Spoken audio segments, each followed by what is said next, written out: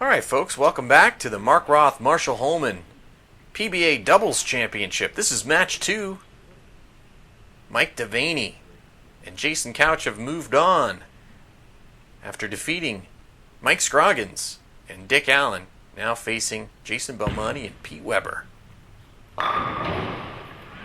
Ring 10 for DeVaney right out of the gate. This is the bowling guy here at the World Series of Bowling.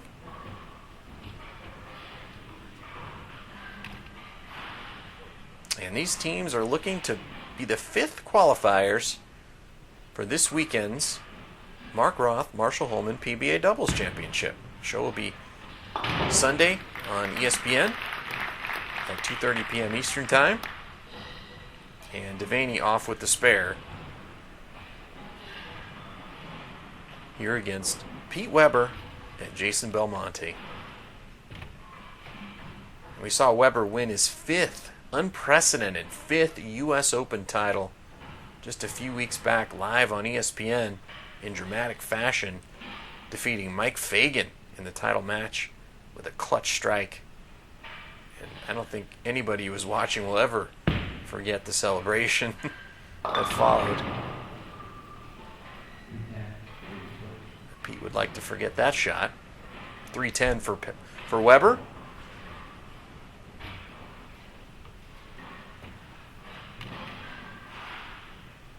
And that moment was you got to rank it up there among one of the great moments ever in PBA history. Pete Weber getting his 5th career U.S. Open title. His dad and Don Carter as the player with the most U.S. Open titles in bowling history. And here's Jason Belmonte. What a fantastic World Series of Bowling he's had. Seems like every time we turn on ESPN, he's there bowling. Looking for his 3rd title here at the World Series. Already won twice. And a little bit of a rough start.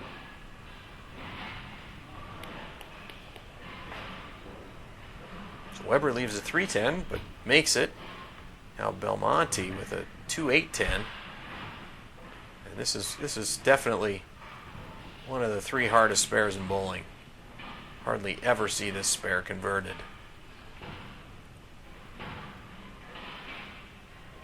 Seen Belmo make it throwing a backup ball. There he is going for it that way. Pretty close. Gave it a good run. But Team Weber Belmonte opened there in the 2nd. And now Couch and DeVaney with the chance to jump on it.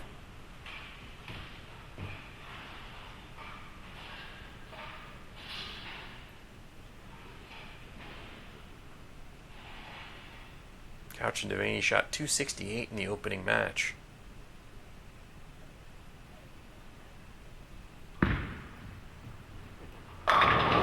Great shot there. Couch getting their team on the board with the strike, and DeVaney now has a chance to double up as Couch talks over there to Mike Calderon from Ebonite.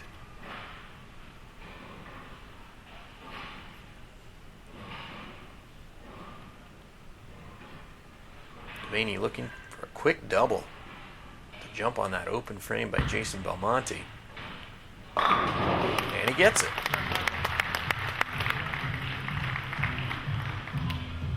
So early lead for Couch and DeVaney. Up by 24. Now Weber trying to get his team back on track here in the 3rd frame. Was high in the 1st, left a 3-10. See if he makes a move or just tries to make a little bit of a better shot.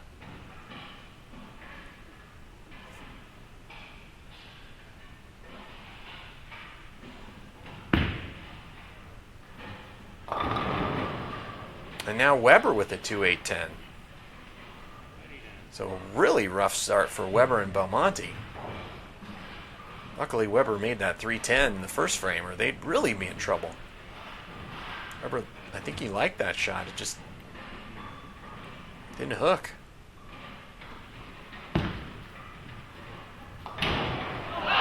Oh, and he makes it! Wow! That's one way to do it, I guess. A little hand slap and a high five. Shoots the 2-pin around the 10, and the 10 comes back into the 8. Pretty unusual way to make it, but there's really no typical way to make the 2-8-10. It's, like I said before, it's virtually an impossible split to make. So let's see if that gives them a little bit of a boost here.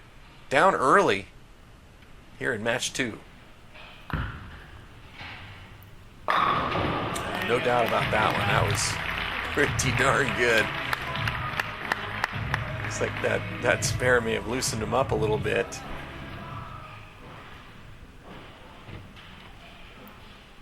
It's still down 24, and Couch can extend it to 34 here with the turkey.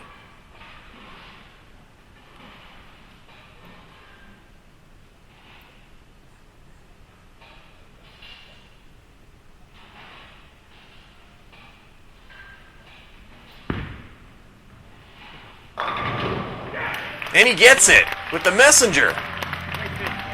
Great shot.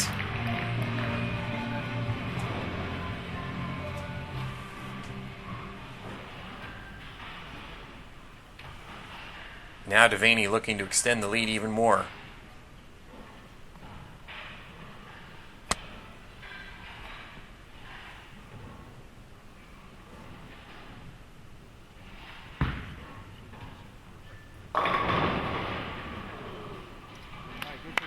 Oh, man. Messenger goes right in front of the 10-pin.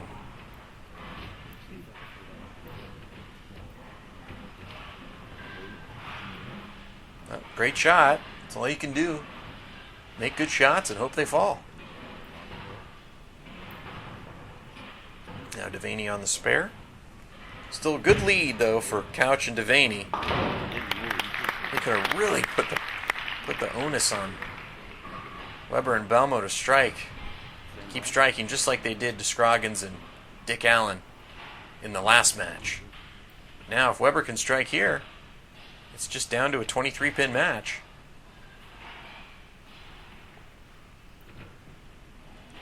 That's how quickly things can turn. It looked like Weber and Belmonte, after Weber left that 2-8-10, were all but out of this match. But Weber makes it, Belmonte strikes, and now if they throw 2 more up on the board, it's down to a 13-pin match.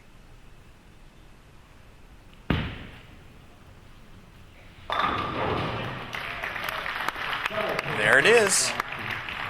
Weber makes the adjustment, and now him and his partner Jason Belmonte are right back in it.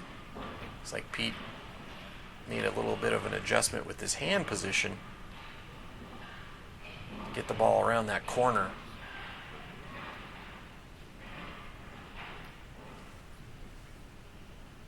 Now Belmonte for a turkey can cut it to 13 pins. And he labels it again. Back-to-back perfect shots there for Belmonte, and gives their team a turkey. And now just a 13-pin lead.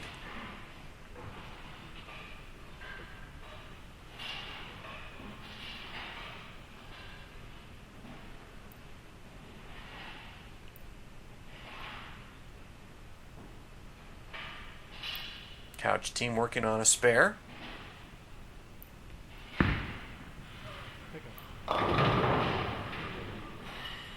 Oh, and that was a little bit wide, and that one didn't make it around the corner.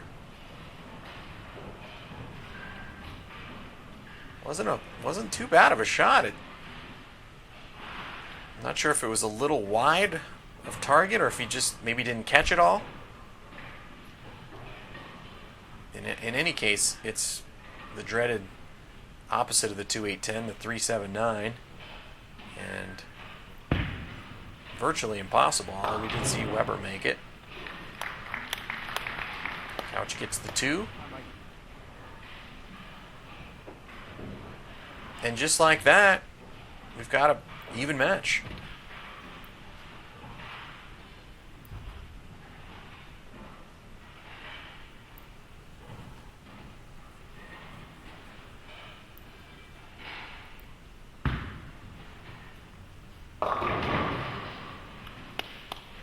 And DeVaney goes high.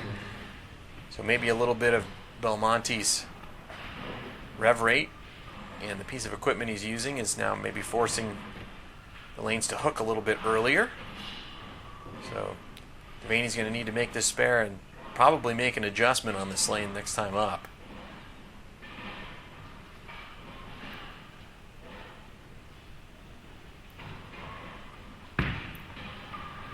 And gets the spare. There's your scoreboard. Weber and Belmonte with a 1-pin lead through 6.5 frames. Weber can extend it to 11 with a ham bone here. 7th frame.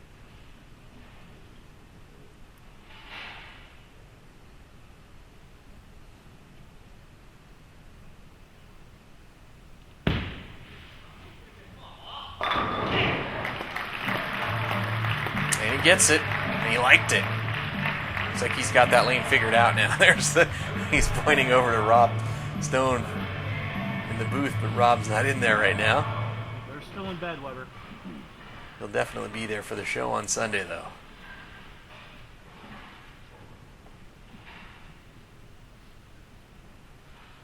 Now Belmonte can extend to 21-pin lead. Remember, just a couple frames ago, these guys were looking like they were buried.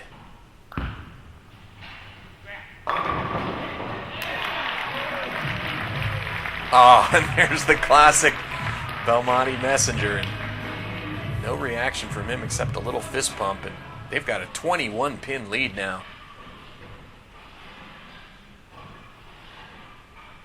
Now Couch and DeVaney need to start striking.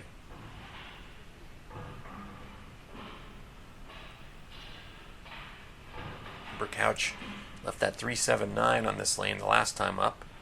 Let's see if he makes a little bit of a better shot this time, or if there was a move to be made. I think he just missed that last one a little bit. It's better. And it is. He bumps the 7 out, and he and his partner Mike DeVaney still alive. DeVaney can cut it to 11 with a strike here in the 9th frame.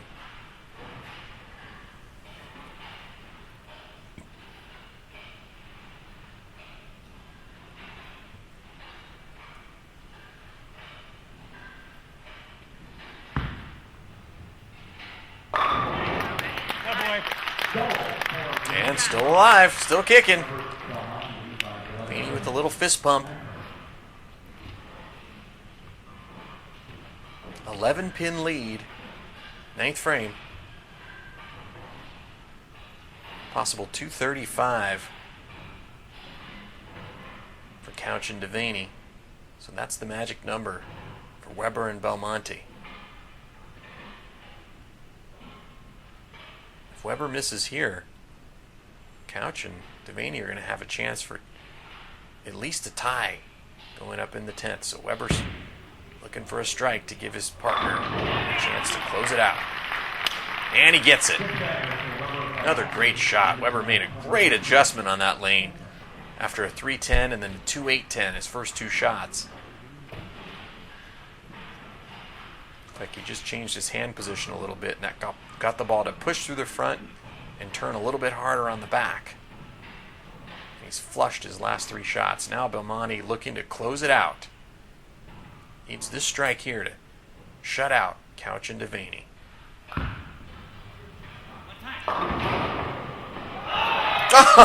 Oh, no! No way! Are you kidding me? Oh. Wow. And that's the thing about bowling against these two-handers is they can carry some stuff like that, and it certainly is demoralizing. Wow. 4-9 standing and a pin twist between them and takes them both out. That will rip your heart out. And it just as easily could have been that. But it's enough for Belmonte and Weber, and they're going to move on. to bowl in our final match to determine the 5th seed for the Mark Roth-Marshall Holman Doubles Championship, Sunday on ESPN at 2:30 p.m. Eastern Time. Belmonte takes the 2, but that's going to be enough. 242 for Jason Belmonte and Pete Weber. The best Couch and DeVaney can shoot is 235. So good week for them, a 7th place finish, and we'll see Mike DeVaney in a few weeks in the Elite Players Championship on ESPN from the World Series of Bowling.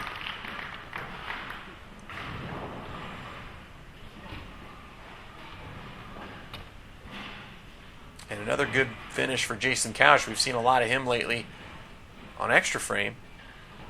Had a great week at the U.S. Open, and he's made the last 2 finals of our Extra Frame Tour events.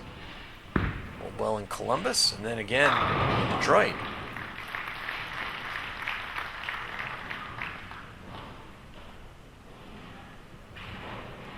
So Couch just finishing up now on the spare.